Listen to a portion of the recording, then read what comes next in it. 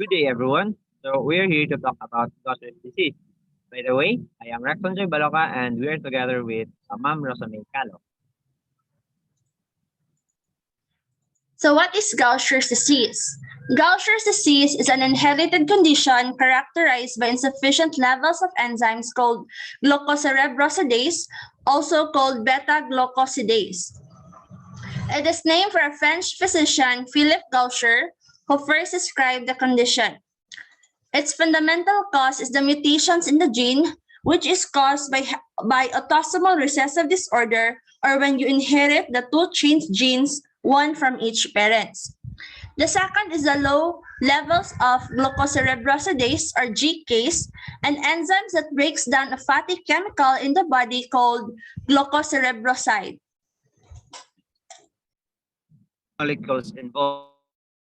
So the glycolipids, which is called like glucocerebroside, is abnormally accumulated in the body due to the lack of enzyme called glucocerebrosidase. So this glucocerebrosidase is a molecule that contains sugar and fat, and it is being included or part in the membrane of any cell.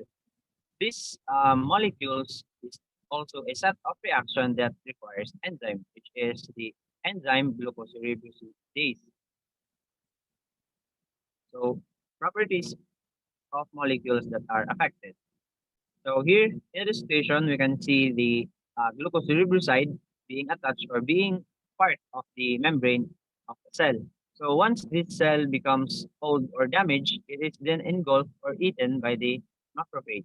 So this macrophage is an immune cell, and this is an organelle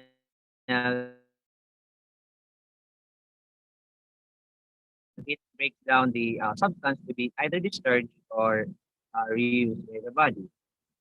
So in the Gaucher's disease, due to the lack of enzyme glucocerebrosidase, glucocerebroside cannot be break down.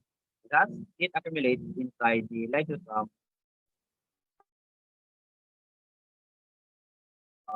macrophage. This transformed macrophage is then called will be then called Gaucher cell. Um, it accumulates in multiple organs and tissues, including bone marrow, liver, and spleen.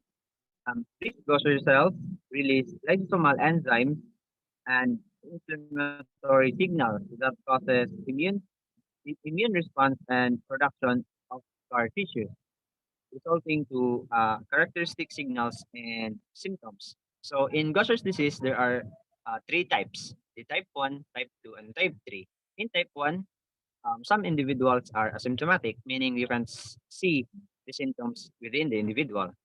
So if there's a signal or symptoms, it is due to the bone marrow fibrosis, which reduce the production of red blood cells, resulting to anemia and fatigue. The rare cases is the white blood cells are being affected and resulting to leukopenia. Another signs and symptoms is the bone infections, which reduce the blood flow to the part of bone, which cause bone crisis. Might be a physical deformation or a vascular neurosis. Both the liver and spleen can be enlarged. That causes thrombocytopenia that leads to bleeding and easy bruising. So another type of Gaucher's disease is the type 2, also known as acute of disorder and cause severe neurological involvement in early life due to the glucocerebroside building up in the brain. So the symptoms are associated with type 1, which means that the symptoms that can be found in type 1 can also be seen in type 2, with additional symptoms of loose motor skills, decreased muscle tone and spasm, and trouble of swallowing, which then results to severe breathing and feeding difficulties. The the death will be within 1 to 2 years of life. So another type of Gaucher's disease is the type 3, also known as chronic neuronopathic Gaucher's disease. Its symptoms are just like the type 2, but the symptoms develop at a slower rate. These symptoms only then appears before at the age of 10. The treatments can help the person to live into their 20s or 30s. So the diagnosis and treatments. As for the diagnosis, it can be clinical presentation.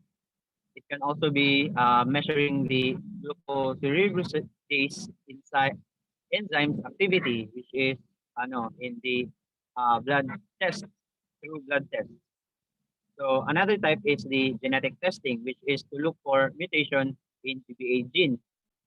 As per the treatment, so depending on the severity of condition, it can be either enzyme replacement therapy or substrate reduction therapy.